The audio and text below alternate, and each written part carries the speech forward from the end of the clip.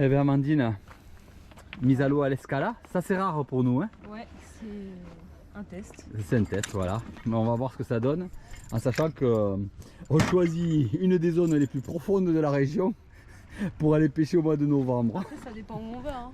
Ouais, mais on sait pas encore où on va et je peux te dire que on est un peu charmé. Hein.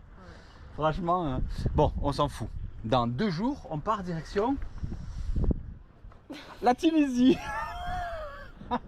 Bon, 2 à 3 pêches là-bas, c'est tout. Hein. Mais on y va. On va s'amuser. On va rejoindre nos copains de chez Sargo, le meilleur magasin de chasse sous-marine de Tunisie, qui devrait acheter nos fusils parce qu'ils n'ont toujours pas nos fusils en rayon. Mais ça, c'est dans notre histoire. On va se battre avec Ahmed. T'inquiète, on va se battre avec Ahmed. Hein, Amandine, qu'on va se battre avec Ahmed? Je me bats avec personne. Si, moi je vais me battre avec lui. Allez, c'est parti. Mise à l'eau, direction. Eh ben, direction, on ne sait pas. On verra bien. Et le Steph qui est en train d'attacher le bateau. Enfin, on change de spot. On change de point de départ. Il est avec sa petite canne pour se déplacer sans s'abîmer les chevilles. Et c'est une des dernières sorties avant l'hiver, avant les sèches. Donc faut profiter de celle-là avant de repasser sur les sèches.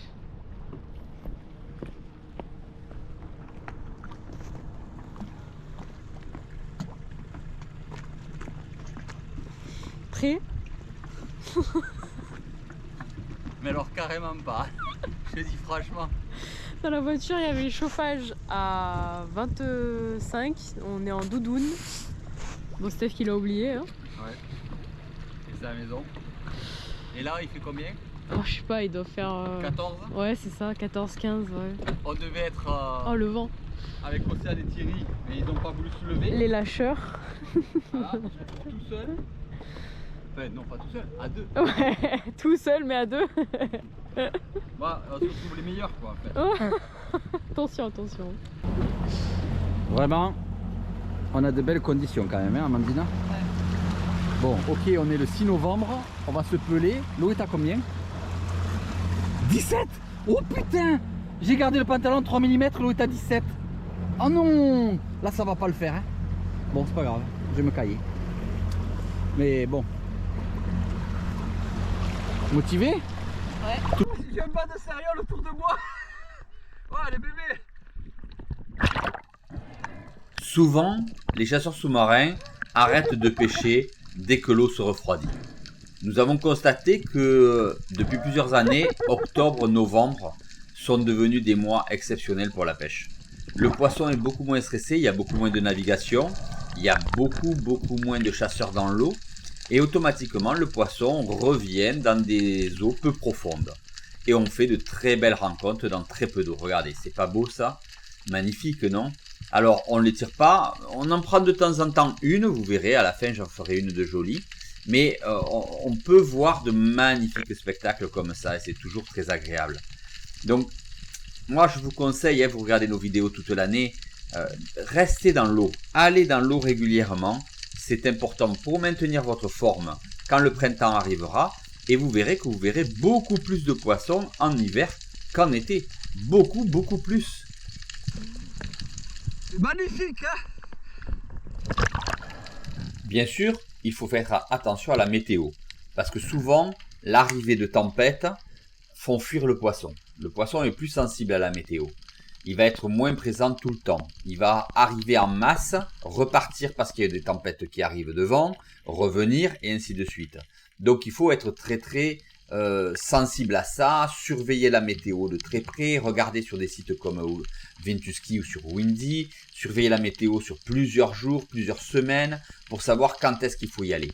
Mais si vous persévérez, vous verrez que les poissons seront là. Regardez, on est là sur cette vidéo le 5 novembre. Regardez ce qui arrive. Des bécofinaux. C'est des poissons d'excellence que l'on trouve surtout l'été. Et bien voilà, il y en a même à cette période-là. Et je ne suis pas profond, je dois être dans 7-8 mètres d'eau.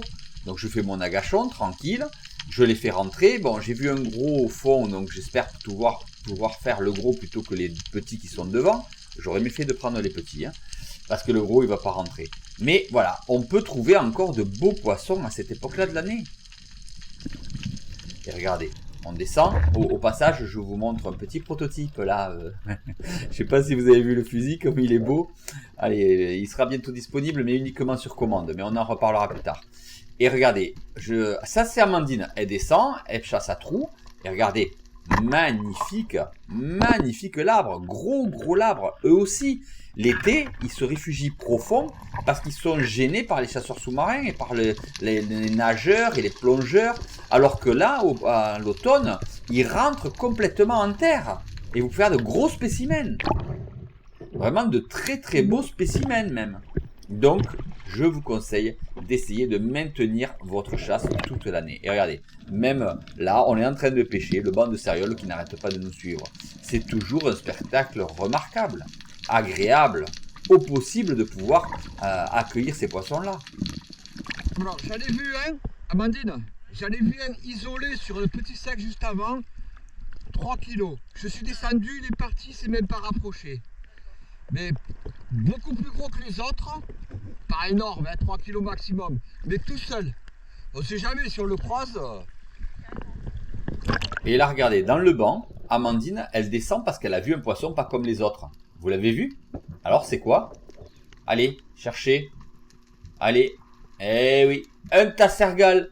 Alors, elle essaye de le prendre, on ne sait pas ce qu'il fout dans le banc de céréales. Hein. Elle essaye de le prendre, mais il a compris qu'elle voulait le tuer, donc il se laissera pas faire. Là, elle aurait eu peut-être l'occasion de le tirer, mais elle préfère faire toujours des tirs très propres, et du coup, elle l'aura pas fait. C'est dommage, parce que c'était un beau poisson.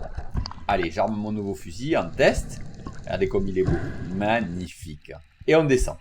Allez, on va aller chercher un poisson un peu plus profond.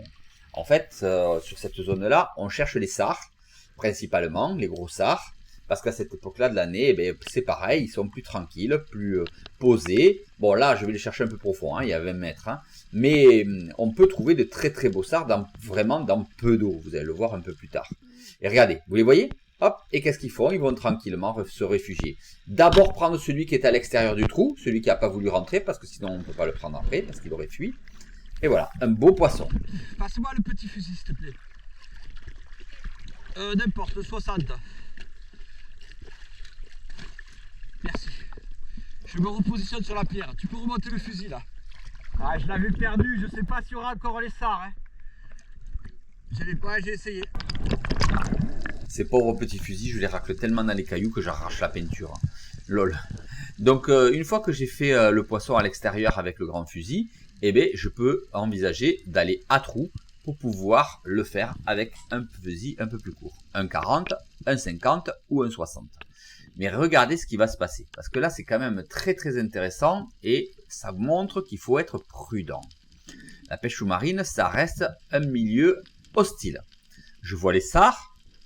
À l'extérieur, il est petit. Je vois les gros à l'intérieur. Je choisis mon spécimen. Oh, celui-là, il est beau. Je le prends. Jusque-là, aucune difficulté. Ma flèche se bloque, donc je rentre dans le trou avec ma main pour pouvoir aller débloquer mon poisson. Voilà, je rentre la tête, je regarde un peu comment ça se passe. Et là, je me fais attaquer. Vous l'avez vu? Et voilà, il a essayé de me mordre la main. J'ai eu très peur, mon sard est sorti. Donc je vais aller l'embêter un peu en lui présentant mon poisson, en me disant tiens, celui-là, tu l'auras pas. Mais le congre a essayé de me mordre. Et franchement, voilà, j'en tremble un peu encore parce que il a vraiment essayé de m'attaquer. Hein. Laisse-moi remonter là. Laisse-moi remonter là.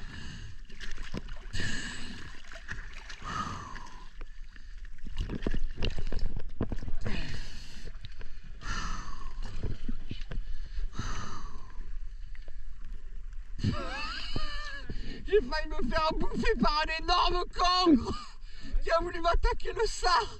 Il est sorti du trou comme ça, j'ai sorti mon sard alors que j'avais les mains dedans, hein, dans la pierre en train de sortir mon sard. Il arrive et il me sort devant. Alors par principe, je lui ai remis le sard devant le nez là. Il le regardait comme ça, un truc comme ça. Énorme. Énorme. Par contre, il m'a foutu un bordel dans la pierre, je te raconte pas, il y en avait plein comme ça. Ah. Même au mois de novembre, il nous casse les... Bip. À côté, ça déconne. C'est un truc de fou furieux quoi. C'est... On est le 5 novembre, il y a encore des mecs qui naviguent et qui te passent à côté des bateaux et le pavillon. C'est dingue quoi. Replace-moi sur l'autre pierre. Et je descends sur la deuxième pierre, ce sont des magnifiques coralligènes. Là c'est 21 mètres et sous cette pierre il y a un énorme trou. Un truc énorme, une caverne dans lequel je fais des fois des mostelles, vous les avez déjà vus, j'y ai déjà vu des mérous, j'ai déjà vu des corbes. Et donc j'y rentre, je me dis allez on va aller voir s'il n'y a pas un poisson qui traîne. Je rentre à l'intérieur de la caverne, je me sens pas capable d'aller la traverser cette fois-ci. J'étais un peu attiré sur la gauche, il y avait une petite mostelle qui est passée là-bas, non elle est trop petite. Un sard là, non il est trop petit. Bon je dis bon allez c'est pas grave, je sors. Et regardez, juste en sortant en haut, là-haut, hop, vous l'avez vu? Eh ouais, Denty. Le Denty était là. Je me serais retourné, j'aurais agachonné, peut-être qu'il serait venu. Je regarde bien dans le trou, il n'y a rien. Je me retourne, je sors. Il y avait Denty qui était me regarder en train de faire ma connerie dans le trou là. Un beau Denty, hein.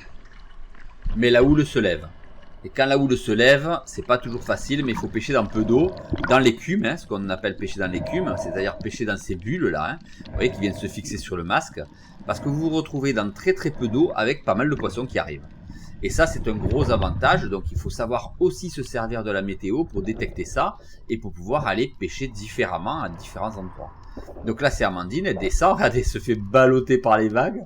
Donc il faut être quand même assez sereine dans son action pour pouvoir faire son poisson.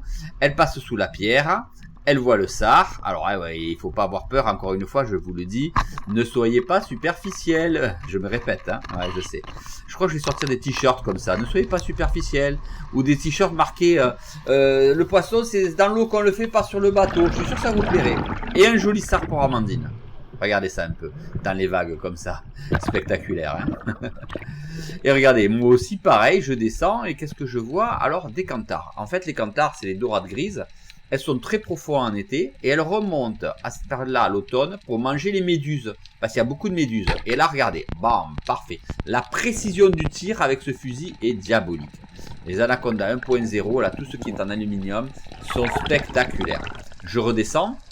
En redescendant, je vois un poisson noir là qui passe. J'ai compris que je pense que c'est un gros labre. Et ouais, il est beau, il est magnifique. On va lui foutre la paix. On va s'occuper d'abord de la canthare. Il faut la récupérer avant qu'une murène ou un congre ne la mange. Donc je tire sur mon fil, elle sort. C'est pas un poisson qui aime trop les trous. Et un beau poisson que l'on peut achever rapidement. Voilà, je le tue. Parfait. Et je le mets à la croche poisson. On commence à avoir une pêche correcte, hein. Labre, 2 sards ou 3 sards, je sais plus, et on commence à avoir du poisson. Et là, regardez, je me pose à l'agachon, on est encore ballotté par la houle, et un sard qui arrive. Un bécofino, il est très beau, mais malheureusement, il est beau, mais il n'est pas gros. Donc je regarde un peu autour de moi, et j'ai toujours l'espoir d'avoir un beau poisson là dans la manche qui arrive. Donc je me dis, ah, si je tire, je vais limiter mes risques de pouvoir faire un beau poisson. Donc je ne le tire pas et il fuira. En fait, aujourd'hui, c'est toi qui me torture, quoi. Hein? C'est toi, tu restes à bord et puis moi, je... Allez, va chercher les sards à 21, c'est ça? C'est ça. Tu cherches où elle est? Pour moi, elle est plus par là. Allez, une nouvelle descente. Je vais basculer. Voilà. Prise d'air, bascule, petit fusil, palmage ample. Alors mes problèmes de cheville importants font changer un peu mon palmage, mais pas en bien, hein, malheureusement. Voilà, vous voyez, je pédale un peu trop, mais j'ai tellement mal que ça me pose des gros soucis. Mais bon, on va réussir à résoudre le problème. Et je descends un peu profond, enfin un peu profond, 21, histoire de voir là aussi si je peux pas faire un sard. Parce que j'en avais tiré un juste avant qui s'était décroché. Et ben, je récupère ma flèche sans rien. Et regardez, hop, un banc de beaux limons qui arrive. Alors, c'est des petites cérioles, mais ceux-là, ils sont beaux. Hein, ils font 1,5 kg, facile. Donc, je me dis, allez, je vais en prendre un. Je le choisis et je le prends. Voilà, un joli petit poisson qui va compléter notre pêche à la croche poisson. Et c'est toujours ça qui est important. Hein. Vous voyez, donc on est en plein hiver et on va quand même faire une sortie où on aura pas mal de poissons, quoi. C'est quand même loin d'être négligeable. Même si on n'aime pas pêcher l'hiver, eh bien, ce sont des pêches qui sont toujours prolifiques, où on a beaucoup plus de poissons qu'en été. Demain, je lui fais des sashimi de limon, hein, Astrid. On se raconte. Qu'est-ce qu'on dit, Amandine? Compliqué. On déteste pêcher l'hiver. On est le quoi, le 5 ou le 6 novembre? Ouais, c'est ça. Je sais plus lequel, 5 ou 6 novembre. Et bon, on s'en sort bien hein, sur quelques poissons. Bon, mais bon, vivement qu'on parte en Tunisie. Hein. Espérons qu'on pourra pêcher parce que la météo est difficile. Ouais. Je vais encore dire que c'est difficile et compliqué. C'est ça. C'est ça. Allez, bye bye les petits, à la prochaine.